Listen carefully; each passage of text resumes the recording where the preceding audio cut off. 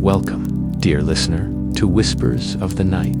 Tonight, you are invited into a story that drifts between dream and memory, a tale that feels both near and far, as though it belongs to you, yet also to another time entirely. This is The House Between Two Shadows, a story of thresholds and silence, of twilight moments, where day has not quite ended and night has not fully begun. As you settle in, allow the gentle rhythm of my words to guide you toward rest. Perhaps you're lying in your bed now, with the soft comfort of blankets drawing you inward.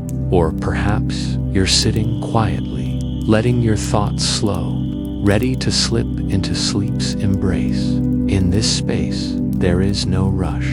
Each breath you take is a lantern glowing softly in the dark. Each pause is a doorway waiting to be opened. And together, we will walk toward that house, standing between the fading shadow of what was and the waiting shadow of what will be. So, let us begin.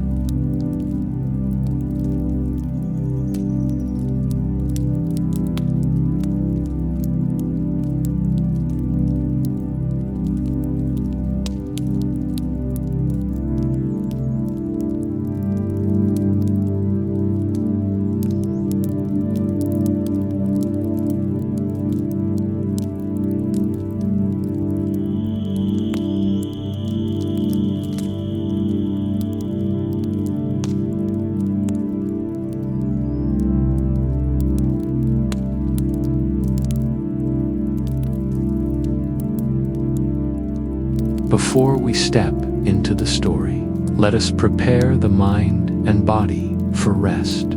Take a slow, steady breath in and let it drift out, soft as mist over a quiet lake. Feel the rise and fall of your chest, like gentle waves lapping against a shore. With every breath, you step further away from the noise of the day and closer to a place of calm. Notice the surface beneath you, the mattress, the pillow, the blanket, all cradling you with perfect support. Allow your muscles to loosen, as though each one has been unfastened, like buttons undone at the end of a long day. Imagine a lantern placed in the palm of your hand. Its flame flickers gently, warm and steady. This lantern is your breath. With every inhale, it glows brighter, illuminating the air around you. With every exhale, it softens, dim but unwavering, safe, steady, eternal.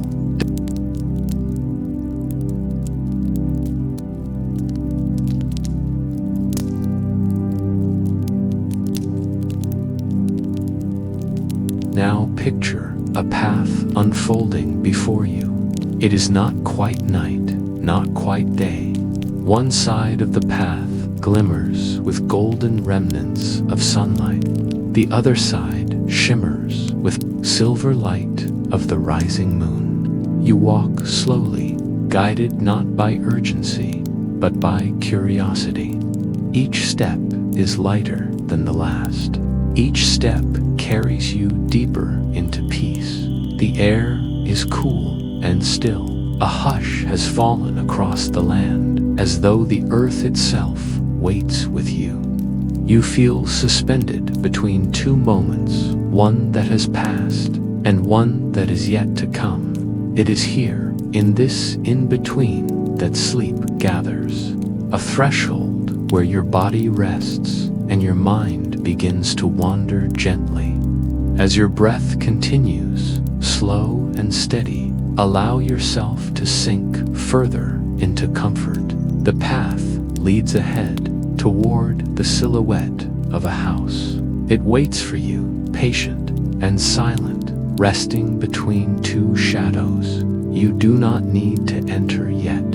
For now, simply know that it is there, a place woven of memory, science, and dream. a house that belongs to every traveler who has ever paused between waking and sleep. When you are ready, the story will guide you closer.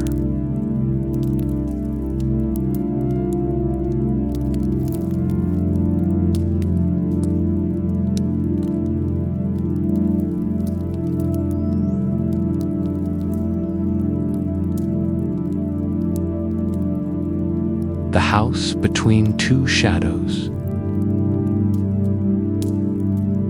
The path of fading light.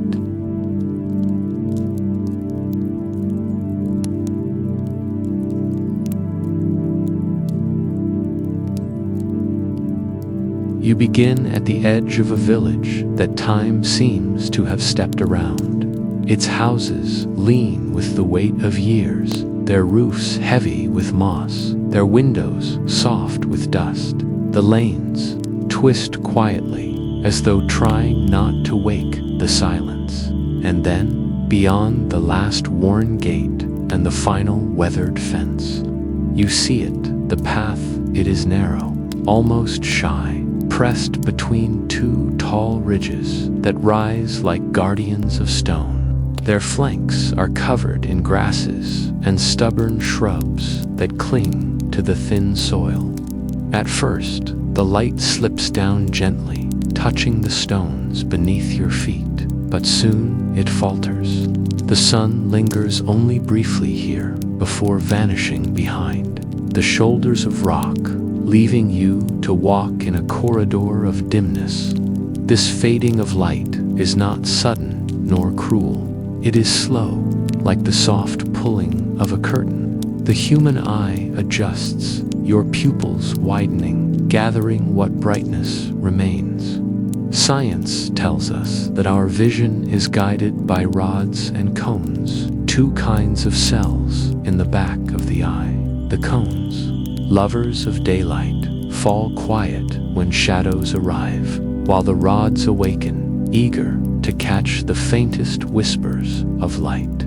As you walk, you notice your sight reshaping, becoming not less, but different, tuned to shades and silvers rather than bold colors. It feels like stepping into twilight before the world itself is ready for it. The air cools, the stones under your shoes hold the memory of the day's warmth, and somewhere above, a bird hesitates in its evening call, as though confused that night has come so early in this place. Paths like this exist in many corners of the world, where geography bends light into brief passages, valleys deep and narrow, streets between tall buildings, cliffs standing shoulder to shoulder. They shape the way sunlight falls. Astronomers call it the geometry of light, the angles of sky and earth, deciding when and how brightness reaches us. For those who live in such places, the day shortens not by clock, but by landscape. You walk slowly, and the dimness begins to feel less like absence and more like presence. Darkness, after all, is not a thing in itself, but the name we give to light's retreat. Yet here, between the ridges, it gathers substance. You feel as though you are moving through a gentle tide, each step carrying you deeper into a quieter element. Your breath grows slower. Each inhale seems to taste of stone and earth, cool and damp. Each exhale mingles with the air, disappearing as softly as mist. Time loosens its grip. You cannot tell how long you have been walking, only that the village has vanished behind you, and the path leads forward with patient insistence. Along the way, your mind begins to wander into the science of shadows. A shadow is simply a space where light does not fall, blocked by an object. Yet to your senses, it feels more mysterious than that. In physics, shadows are not solid things, but patterns of photons prevented from reaching a surface. Still, in the language of the body. They are tangible, cooler, dimmer, softer to the eye. You remember how, even in childhood, stepping into shade felt like entering a secret. Here, between the ridges, shadows are not cast in shapes, but stretched into walls. They overlap, blur, and deepen until they seem to weave a fabric of their own. If light paints the visible, shadow is the canvas underneath the silent half of every image. Scientists who study perception remind us that we see because of contrast. Without darkness, there would be no brightness to notice. Without shadow, light would lose its meaning. The two are companions, inseparable as inhale and exhale. As you continue, you notice the air shift. A faint glow seeps from the distance. Not bright like sunlight, not steady like lantern flame, but diffuse and wandering. It feels as though the path itself begins to shine faintly from its stones, perhaps from the way they catch what little sky is still visible above.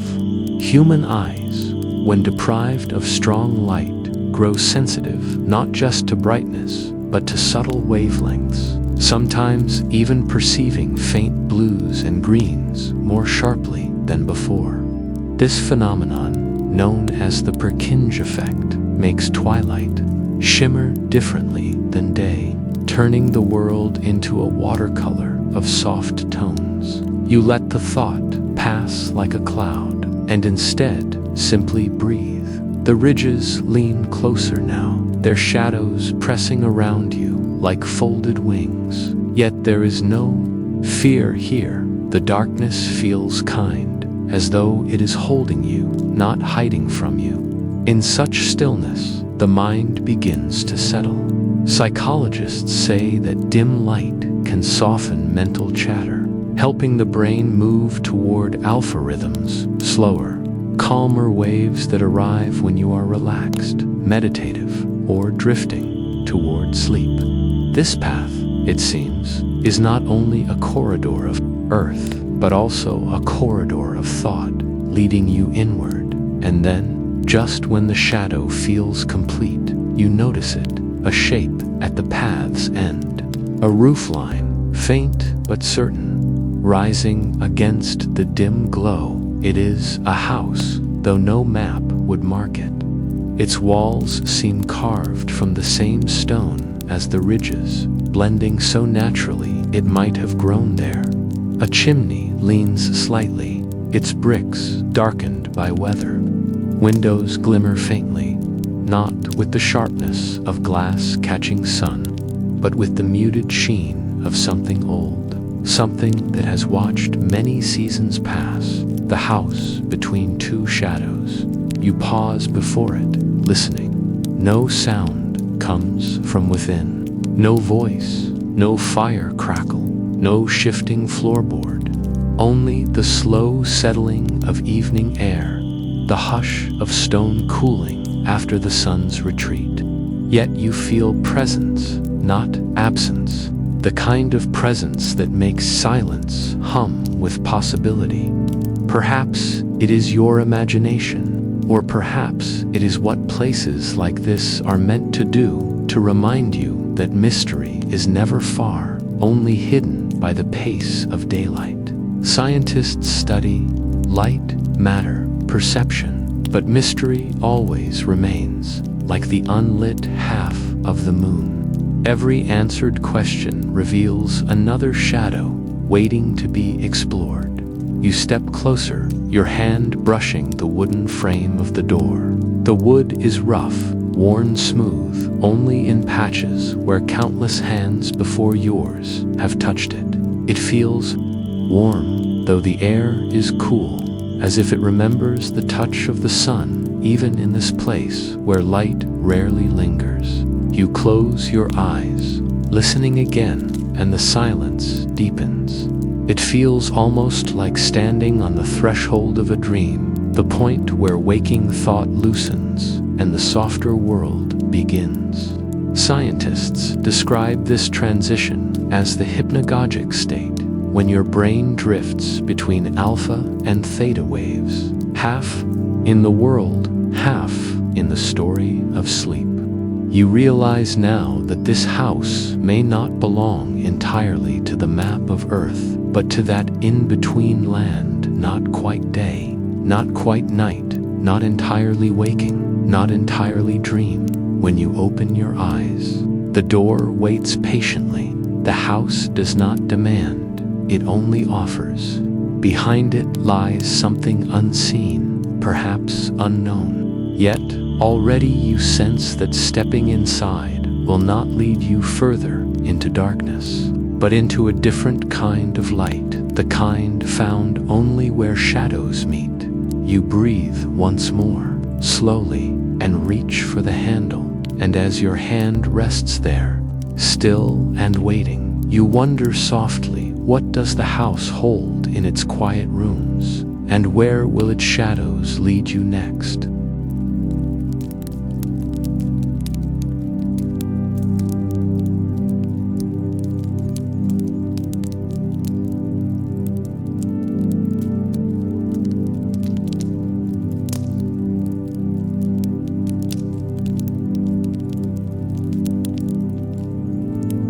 The silent door.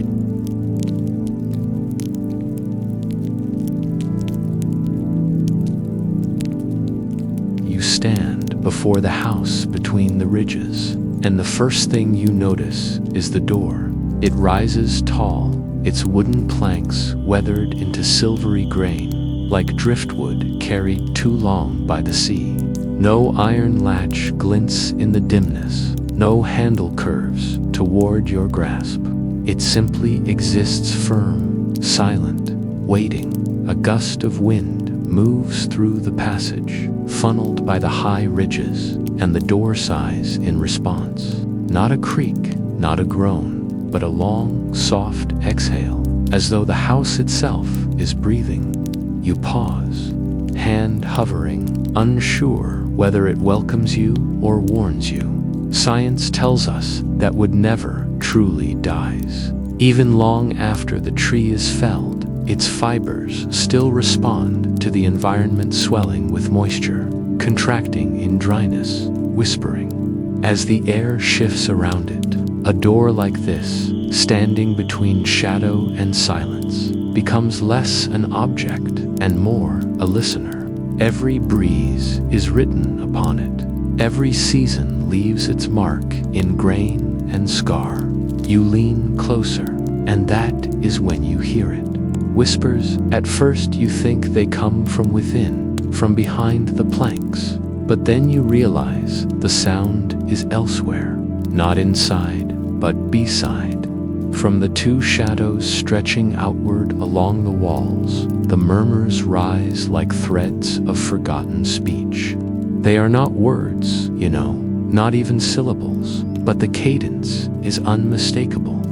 A rhythm, soft as breath against your ear. Whispers, in science, are nothing more than air set trembling at low volume. The human ear, sensitive as it is, can catch frequencies as faint as a rustle of leaves, a sigh of wind across grass. Your eardrum moves in response, vibrating by distances smaller than the width of an atom. And yet, in the language of perception, such vibrations become voices, stories, secrets. Here, between the ridges, the wind is trapped. Acoustic scientists would call this a resonance channel, a place where sound bends, reflects, and lingers. Just as caves magnify whispers and seashells echo the ocean's roar, this corridor of stone shapes the air into murmurs. What you hear is both the wind and more than the wind, a voice born of shape and silence. You close your eyes and listen. The whispers weave in and out, sometimes rising like overlapping waves, sometimes fading until only hush remains. There is comfort in their rhythm, the way they move without urgency, never sharp, never hurried. Like water flowing, they seem eternal. In such soundscapes, the brain drifts. Research shows that gentle, repetitive noises, the crackle of a fire, the hum of a fan, the hush of wind, can guide your mind toward relaxation, even sleep. Neuroscientists speak of entrainment, where brain waves begin to echo the pace of the world around you, teaching your body how to soften. Your hand rests against the wooden surface. It is cool, textured with the lines of time. You trace the grooves and knots, and you imagine the life of the tree it once was.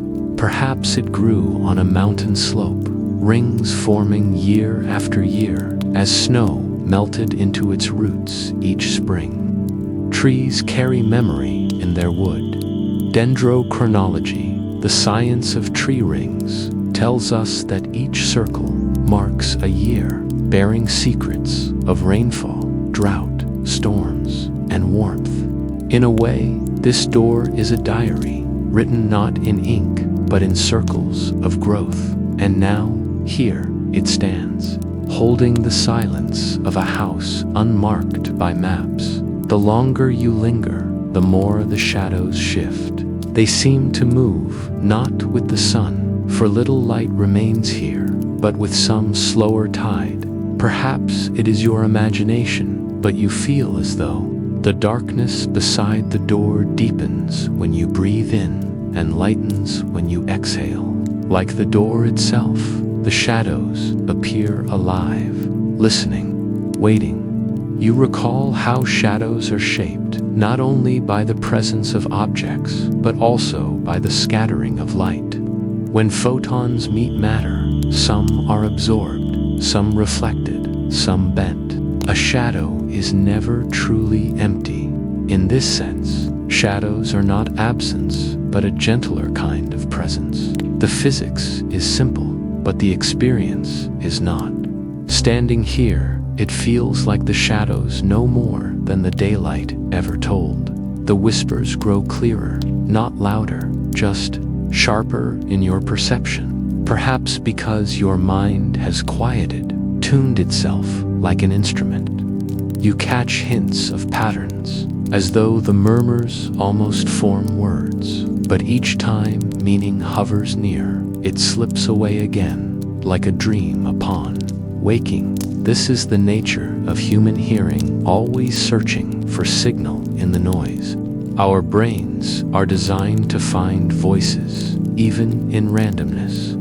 It is called pareidolia, the tendency to perceive patterns, faces, speech in clouds, static, shadows, or wind. Evolution made us listeners to survival, so now we hear intention in places where there is none. And yet, standing here, you cannot quite dismiss the thought that perhaps the shadows do intend to speak. The door does not move, yet it feels less forbidding now. It is a threshold, and thresholds are not meant to answer questions, only to hold them. You wonder what lies behind it. A room filled with dust, a hall lit by unseen lanterns, or perhaps something less physical, a passage not of space but of thought, a step into a different layer of the world. The wind sighs, again pressing gently at your back, urging you closer. Shadows breathe along the walls, their whispers flowing like unseen rivers. The house waits, still and calm, as though it has waited forever. Your breath slows to match. You realize how deeply you are breathing, how each inhale feels steady, how each exhale leaves you lighter. Physiologists tell us that breath controls rhythm in the body.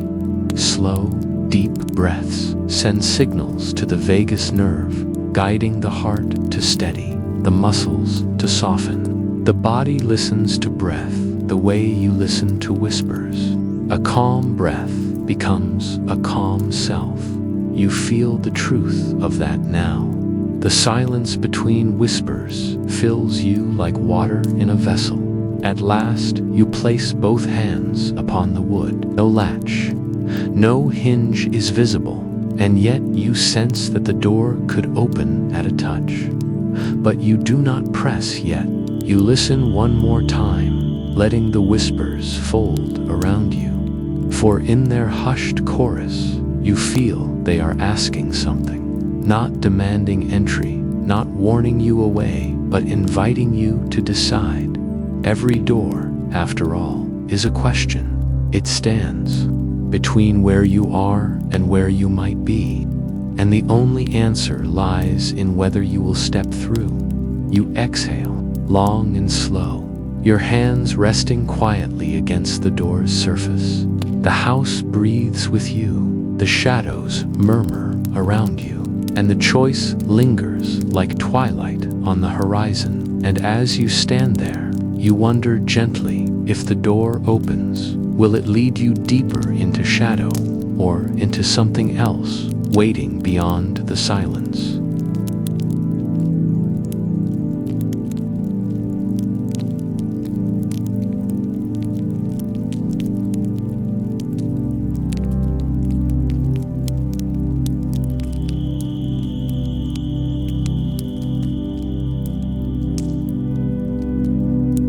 The left shadow.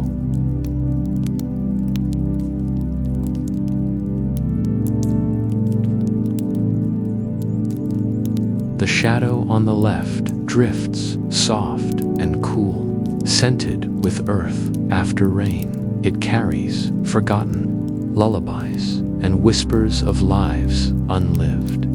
Those who step too close dream of pasts that never were, of faces half remembered. Its comfort is deep, but it gently steals the will to return. Asterisk, you turn your gaze to the left side of the house, where the shadow stretches long against the stone ridge. At first, it seems simple, a band of dimness, no darker than dusk. But as your eyes linger, you notice its texture. It moves not sharply, like an edge cast by lantern flame, but softly, like smoke drifting in air.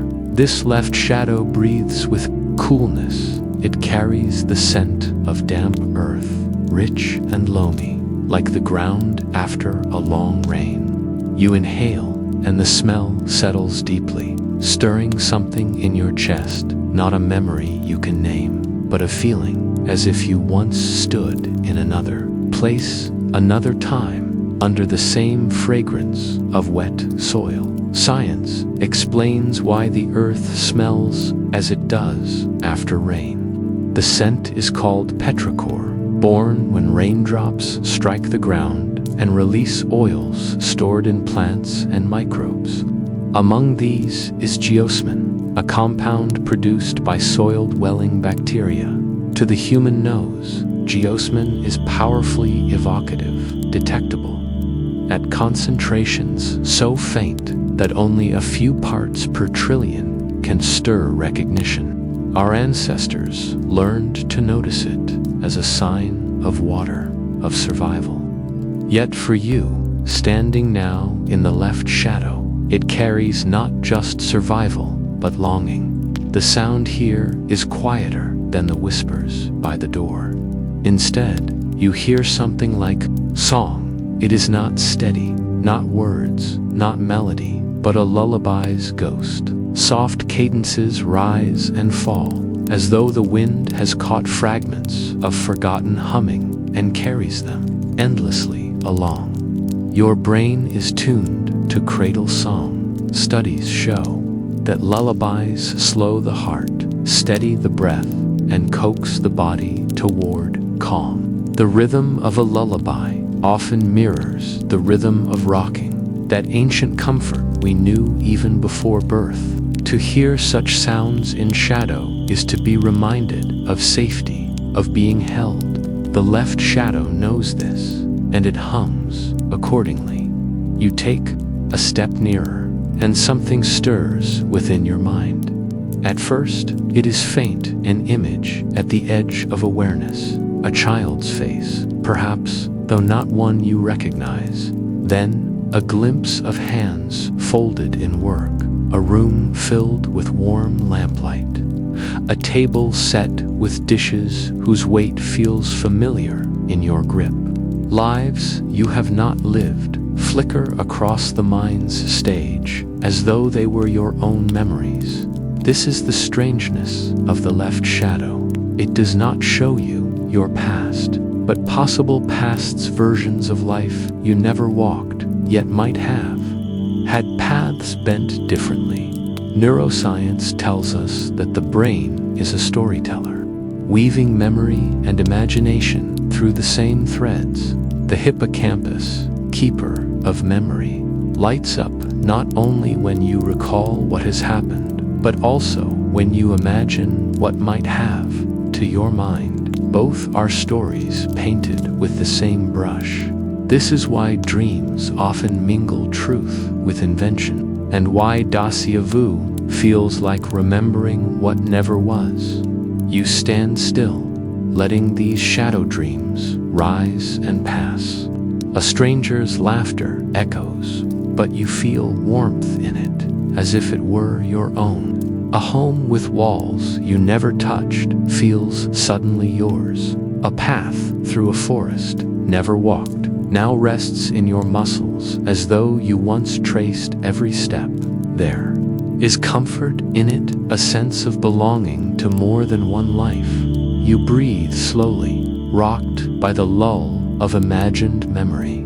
The shadow wraps around you like a quilt stitched from stories untold, but as the comfort deepens, you notice something else. A heaviness creeps into your limbs.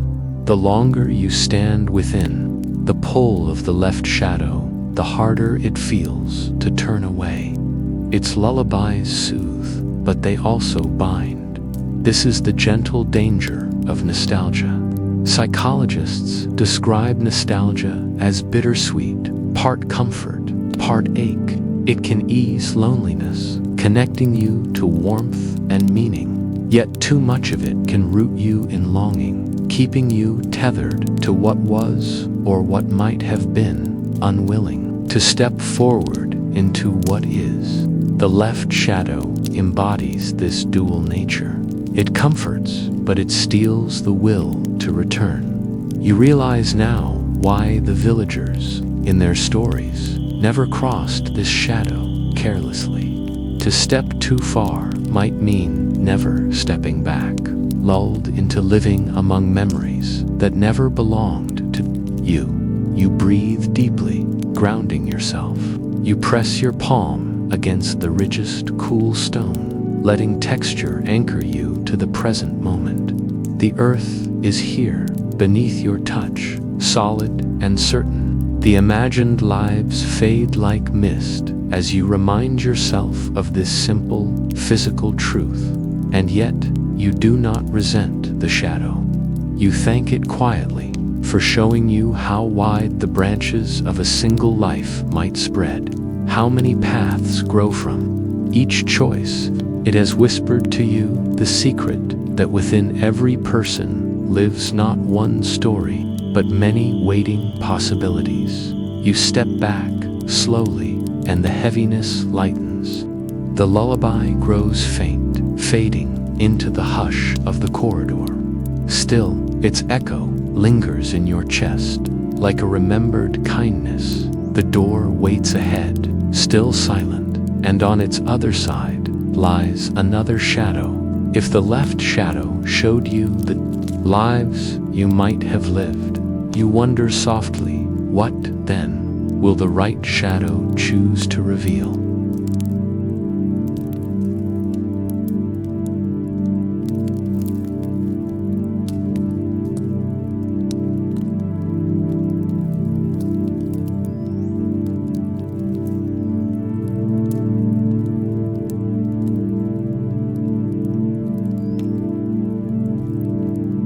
The right shadow.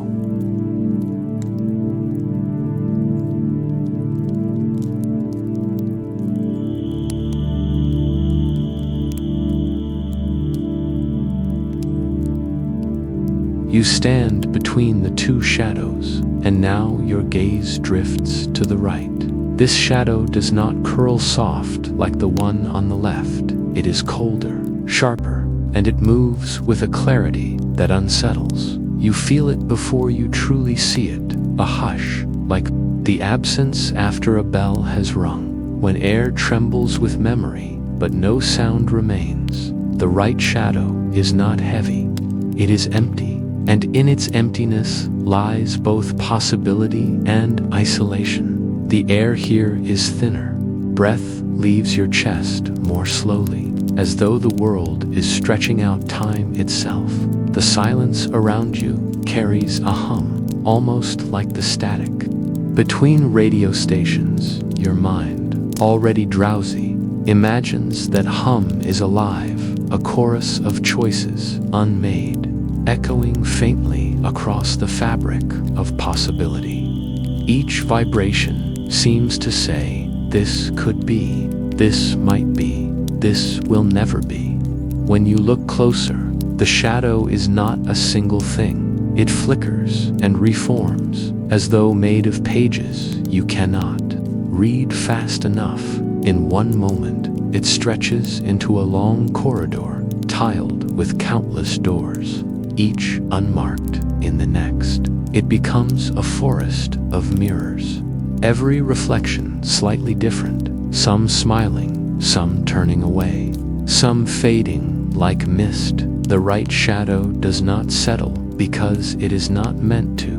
It is a collection of futures not yet chosen, and like light striking an object from a dozen unseen angles, it multiplies into a cascade of outlines, none of them quite real. Science tells us that shadows exist only because light has been blocked. The shape of a shadow is proof that something real stands in the path of brightness. But the right shadow feels reversed. Here, the shadow comes first, and you strain to imagine what object could be casting it. It is a paradox, possibility before presence, echoes before the sound. Your mind, gentle and quiet, is tugged toward thought.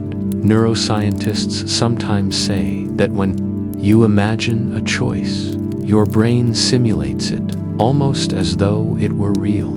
Tiny sparks in your neurons map futures that may never come. Your body rehearses actions it will not take. The right shadow feels like stepping into that rehearsal. A rehearsal without stage, without audience, only endless practice for a play that will never open. You take another slow breath. The cold of this shadow is not bitter, not cruel, but it is piercing. It slides into your lungs the way frost might, sharp but clean. Possibility has that flavor, untainted, untouched. Every option is still alive, none yet fallen away, and yet, because none are chosen, none can truly exist. It is the mathematics of infinity, a set too large to hold, collapsing the moment you pick one. You walk further. The ground here feels strangely hollow, as if each step presses on thin ice above a great depth, but it does not crack. Instead, ripples of light travel beneath the shadow, illuminating strange, fleeting scenes. A version of you turning left instead of right. A version of you writing a letter you never sent. A version of you standing still when you once ran. The right shadow shows fragments of your life reimagined, but each one dissolves before you can look too long. Like dreams fading at dawn, they slip away just as they begin to make sense. Psychologists call this the paradox of choice. The more possibilities presented, the more paralyzed the mind becomes. Freedom can feel like prison bars when too wide.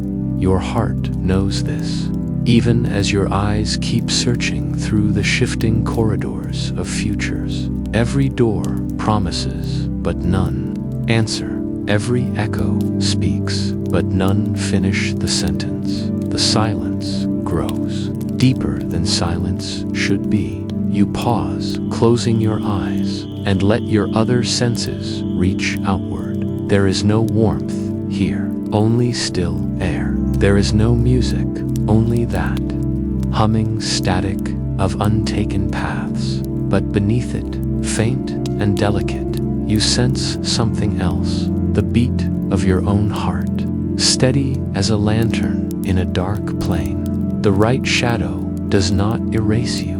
Instead, it sharpens you, carving your outline with perfect clarity against what is not. The longer you stand here, the more you understand. Possibility is not company. It is a mirror that never touches you, and yet there is beauty in it. Think of the night sky, scattered with stars, light years away.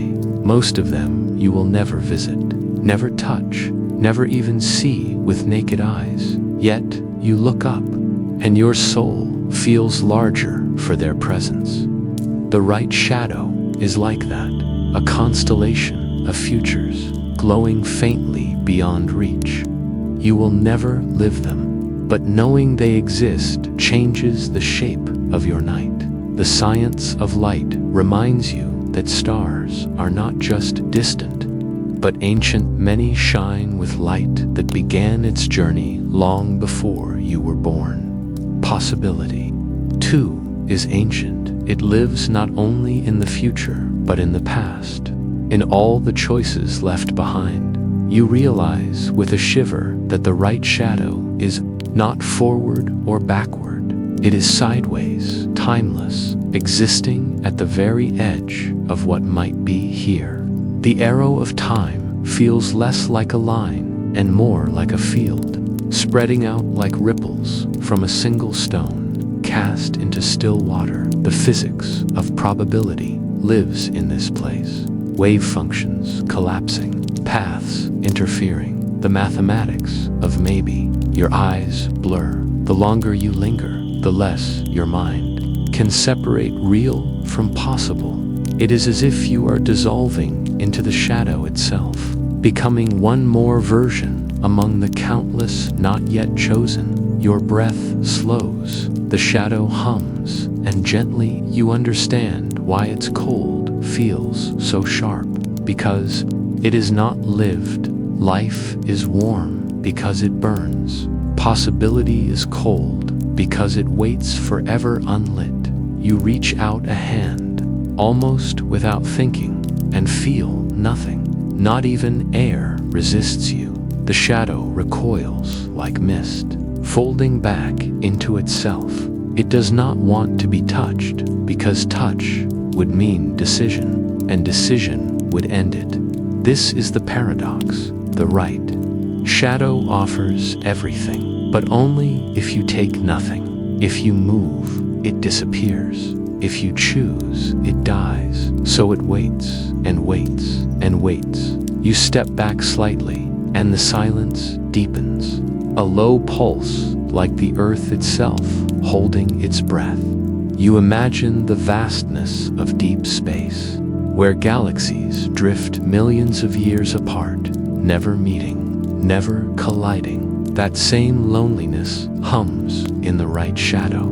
It is not cruel. It is simply vast, too vast for voices to carry.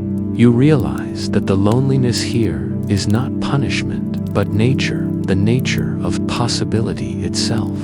Unborn paths cannot speak to each other. They live only as whispers, faint enough to vanish when you listen too closely. And yet, in this silence, there is an odd kind of peace, the freedom of knowing you are not trapped, that countless futures could still open if you desired. Perhaps this is what philosophers meant when they spoke of the open horizon. A life not yet walked is both a burden and a gift. The right shadow is that horizon, stretching out forever, unreachable yet present. You bow your head softly, acknowledging its truth, possibility, and loneliness. Our siblings, they grow together, Your eyes drift closed. The hum steadies into rhythm, like a lullaby, written not with notes, but with silence. Each pause, each beat, draws you further inward. The shadow folds around you, cool and endless, like sheets of night. Pulled close, you feel yourself sinking, floating, both at once. Your thoughts blur into the fabric of might be, and yet, even here, a gentle question lingers. If the right shadow is possibility without presence, what waits in the left? The hum of futures fades, leaving you quiet in its wake, and slowly you turn your thoughts back, wondering what the other shadow has yet to show.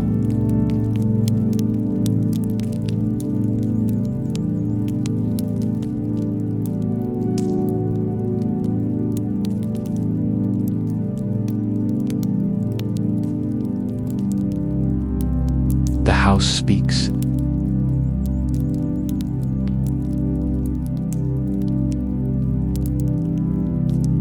The night holds you gently, like a shawl draped across your shoulders. The path you have been following narrows, and before you rises the house you have only glimpsed in dreams. Its walls seem neither fully present nor fully absent, shifting like a reflection caught between two ripples. You pause before the door, your breath slow, your heartbeat steady, the stillness deepening around you, as if the world itself waits. You place your hand against the wood. It is not smooth, not polished, but worn like driftwood that has traveled a long distance through tides and storms. Beneath your palm, there is a tremor, a faint vibration. The house seems to inhale, and then, as if it has found its voice after a century of silence, it whispers. Its sound is not words at first, but resonance, a low hum, like the tone of a bell heard across valleys. You recognize it, not with your ears alone, but with the hollow of your chest, where your own quiet echoes live. The door speaks, and its language is shadow and breath. It says, "Between memory and destiny, I wait. Between longing and fear, I live." The words fall like droplets of water into a deep well. You feel them spreading through you, gentle but undeniable. Memory, destiny, longing, fear. Each is a shadow cast by something unseen, and you begin to realize that the house does not exist outside of you, but also within, rising from layers of your own mind like a cathedral of thought. You step closer, leaning your forehead against the cool wood. The grain whispers of trees that once stood tall. Beneath a different sky, roots drinking deep from unseen springs. Every house, after all, begins as a forest. You imagine leaves swaying in sunlight, sap rising like a pulse, the slow alchemy of soil into strength. Even now, though transformed into beams and boards, the memory of the forest remains. The door seems to murmur in this hidden language, carrying the breath of chlorophyll and the patience of centuries. This thought reminds you of how wood carries sound. If you press your ear to a wall, you can hear voices through it, footsteps, even the hum of pipes. The molecules within wood are ordered in ways that allow vibration to travel. The grain directs sound, amplifies it, bends it. A house is not silent. It is an instrument tuned by history. And in this moment, the house plays you a song, a melody woven from its own survival, its scars, and its secret dreams. The voice continues. Step inside only if you wish to carry both shadows with you. You shiver, not from cold, but from recognition. The house is not a place of rest alone. It is a mirror, and mirrors demand courage. You let your eyes close. You imagine the right shadow, sharp and cold, the future not yet lived. It waits like an empty room, so full of possibility that it aches with absence. Then the left shadow, warm and heavy, filled with memory and loss, holding the echoes of what has already been. To carry both shadows means to live fully, to allow past and future to breathe together in the present moment. The thought feels heavy at first, but slowly, like a tide smoothing the edges of stone, it begins to soothe you. After all, every human life is lived in this balance, half memory, half possibility. The house only reminds you of what you already are. You wonder, then, if houses themselves dream. The creak of beams at night, the sigh of floorboards, the way windows sometimes shiver, though the air is still. These are voices too, aren't they? Science tells us that wood expands and contracts with humidity, that air trapped in pipes shifts with temperature, that structures settle into the earth they stand on. But is that all? Or is it possible that each sound is the house remembering, replaying in its bones the stories of those who passed through? Consider how sound lingers. When you speak, your voice is a vibration in the air, a ripple through molecules. Most of those ripples fade, but some remain imprinted on walls, on floors, even in the microscopic grains of paint and plaster. Scientists call it residual acoustics, the way a room can hold traces of sound long after silence has returned. If one could listen finely enough, perhaps every word ever spoken might still hum within the house's frame. The idea fills you with wonder. Perhaps the house does not merely shelter memory. Perhaps it is memory given shape and shadow. Your hand remains on the door. You are listening now with your whole body. The house tells you of time, how seasons passed across its roof, how rain traced rivulets down its face, how winter once wrapped it in frost, so complete that its beams contracted until they groaned like tired bones, how summer warmed it until the wood swelled and softened. A house is not inert. It lives in cycles, like the breath of the earth itself. You think of how materials change. Even concrete, seemingly so solid, slowly bends under the weight of time. Nothing built is truly still, and so the house speaks through its changes. To enter it is to step into the slow heartbeat of matter. Your breathing slows to match its rhythm. You recall how ancient cultures believed homes had spirits, guardians, called by many names. Lares in Rome, domovoi in Slavic lands, hearth gods in Greece and beyond. They believed walls could hear, doors could guard, fires could judge. Perhaps these beliefs were not superstition alone, but a recognition of what you feel now, that the spaces we dwell in become alive with us, shaped by our breath, our footsteps, our unspoken fears. Even in modern science, there is truth here. Psychologists speak of place memory, the way environments influence thought and feeling. Certain rooms evoke calm, others sharpen grief. The very angles of architecture, the way light enters, the materials chosen, all create subtle changes. In the nervous system, a high ceiling can make you feel free. A low one can make you feel sheltered. The echo of footsteps can remind you of loneliness or community. The house shapes you as you shape it, and so the voice you hear at the threshold is partly yours. The moon slips lower in the sky, shadows lengthen. Still you hesitate, for to enter is to surrender, to change. Inside, there may be rooms you do not wish to face, There may be corridors lined with questions, staircases leading to truths. You are reminded that every journey inward is also a journey through memory and imagination.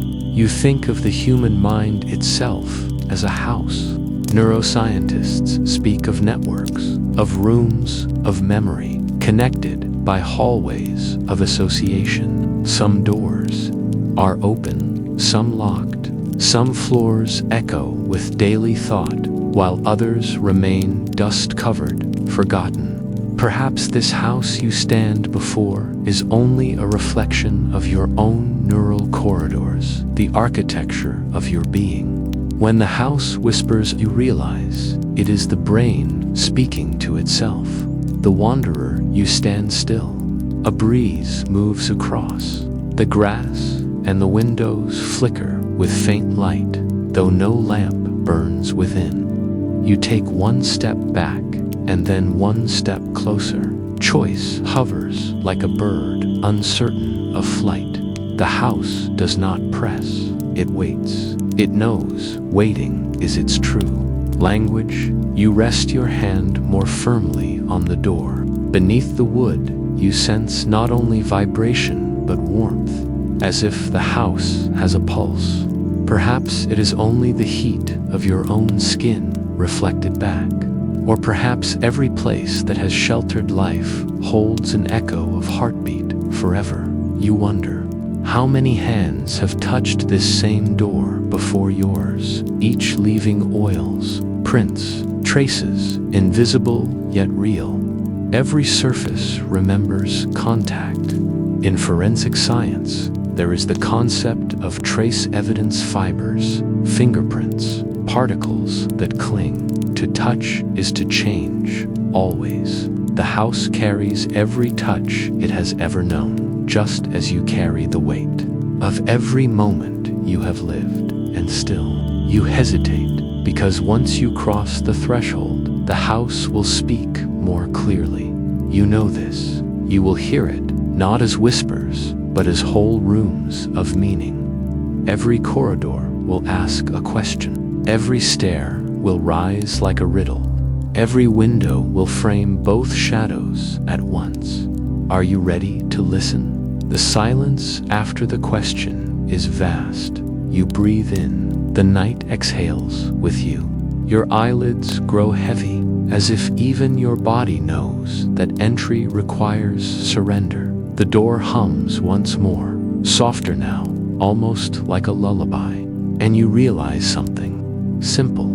Perhaps entering is not about bravery or fear at all. Perhaps it is about gentleness, the willingness to let the house be what it is, and to let yourself be what you are. You smile faintly, though your eyes are closed. The house does not vanish. It does not insist.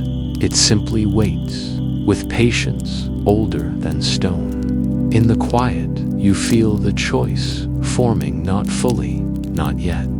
Like dawn gathering on the horizon, but not breaking. For some journeys require not a step, but a listening. And so, you stand at the threshold, hand upon the door, heart within the hum. You are already inside, and you are already outside. Both truths hold you gently, like two shadows balanced, and as the night deepens, you wonder softly what the house will say next if you let it open. And in that wondering, in that pause between silence and speech, you begin to sense the stirrings of another presence on the house, but something beyond it, waiting to be heard in the very air itself.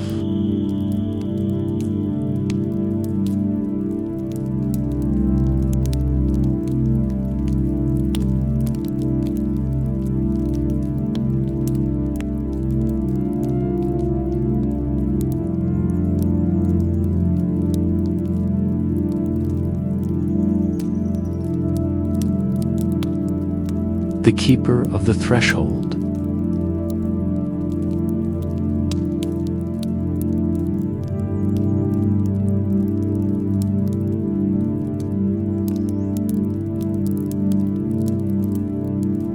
The doorway is quiet.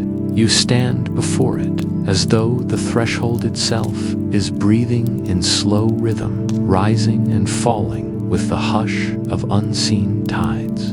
The wanderer's choice remains untold, a mystery folded into the walls. But there is talk of a keeper, a figure who belongs to neither side. Someone who waits in the frame of the door, where shadows overlap and bend into each other. You imagine them now, their outlines soft, as though carved from twilight. They are not quite inside, not quite outside, but poised where the world holds its breath. The keeper is the balance point, the stillness between inhale and exhale, like the pause at the peak of a wave before it falls back to the sea.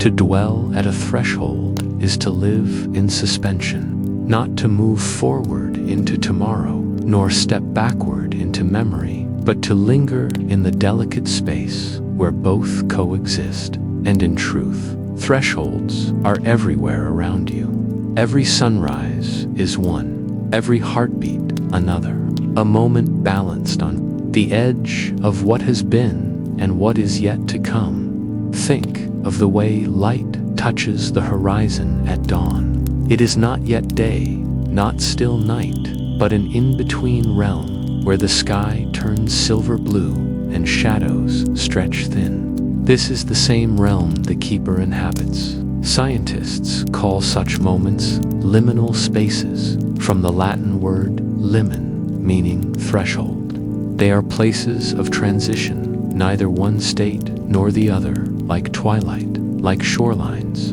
like the fragile stillness between dreams and waking. Your body knows these thresholds too. Each breath you take passes through them. When you inhale, air rushes into the lungs, filling tiny sacs called alveoli with oxygen. When you exhale, carbon dioxide flows outward. Yet the pause in between that moment of suspension before the next breath begins is the keeper's domain. In that stillness, your body rests, the heart slows, the mind listens. Imagine the keeper watching such breaths, one after another, like a lighthouse watching waves. They know that life itself is built upon thresholds, on moments where one state becomes another.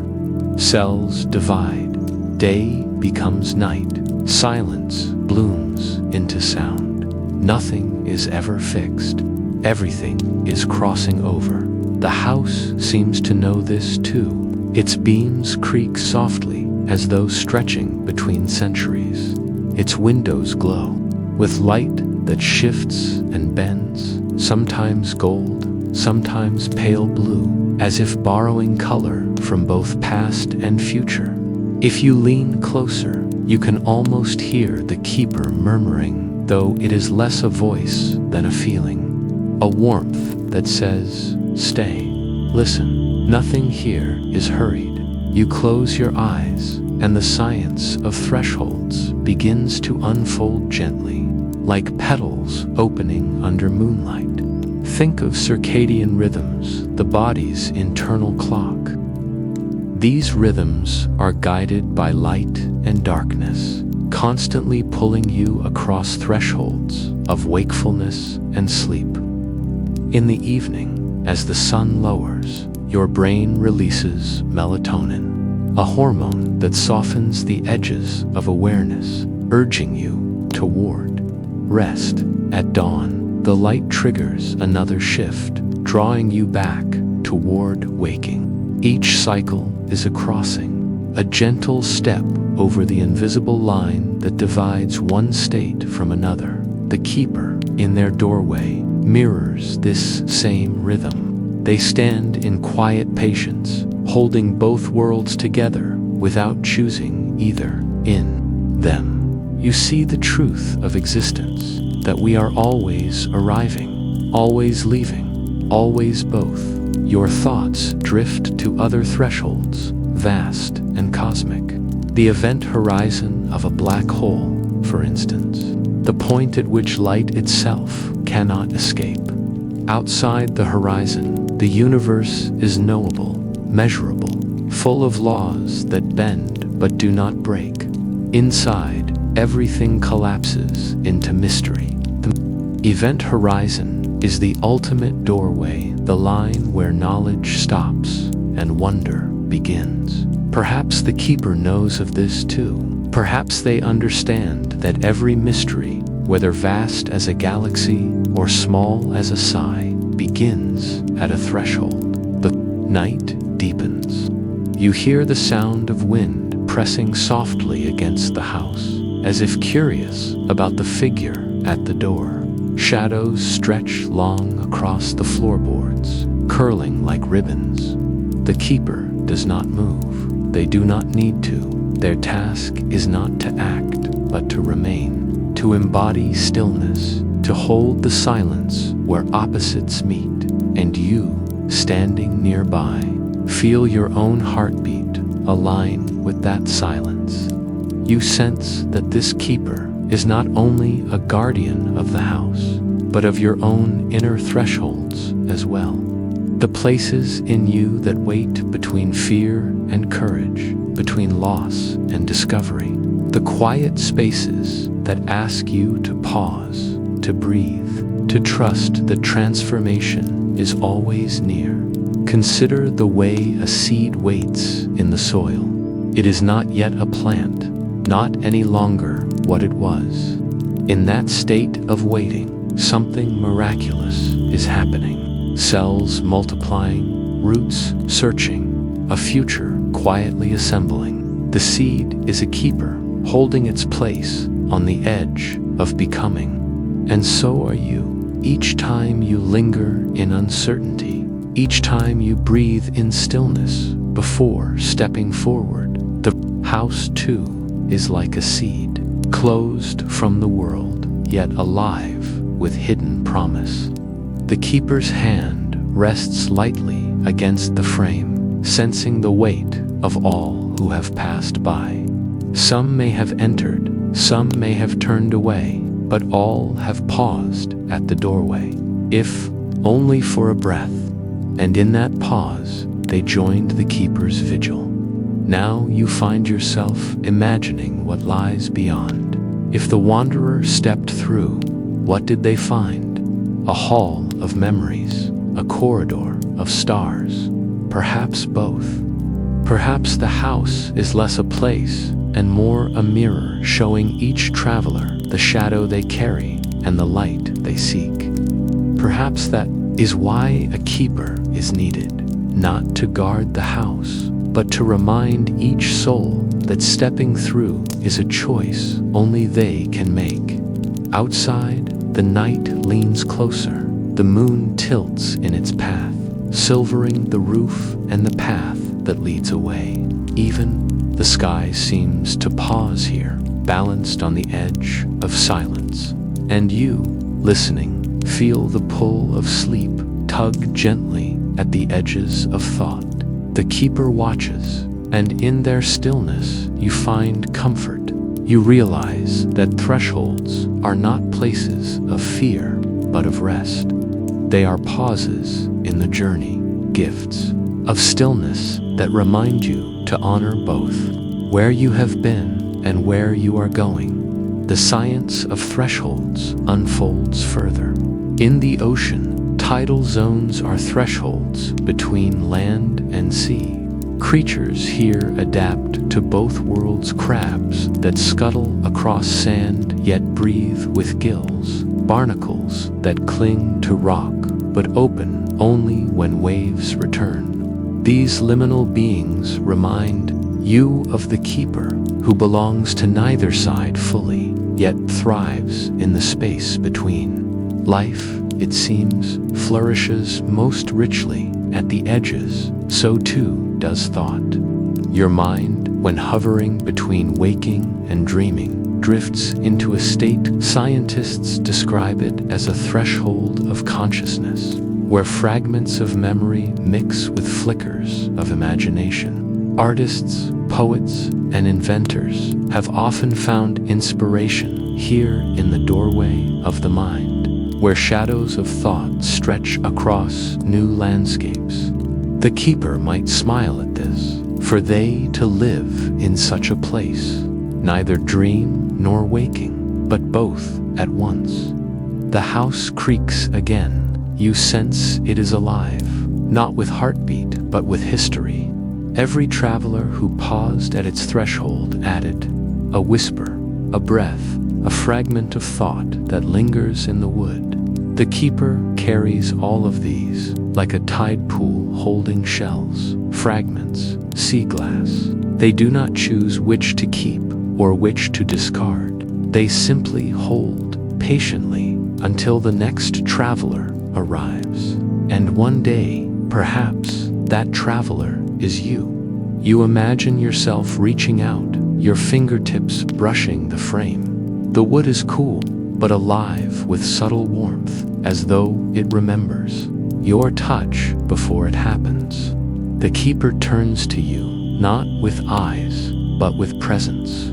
A question hovers in the silence. Will you step through, or will you linger here, where shadows overlap and the world feels like both dusk and dawn at once?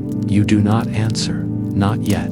You only listen, letting the quiet deepen, letting sleep draw nearer with each breath, because thresholds, after all, are not places of decision, but of stillness.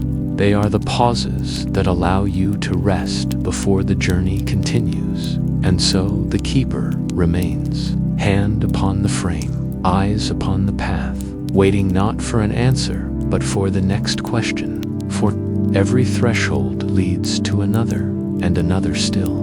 The house exhales, the night leans in, and you feel yourself sinking into the gentle hush of what waits just beyond. Perhaps the question is not whether the wanderer entered, but whether the house itself was ever meant to be crossed. For sometimes, the true story begins not inside, but in the shadow of the threshold.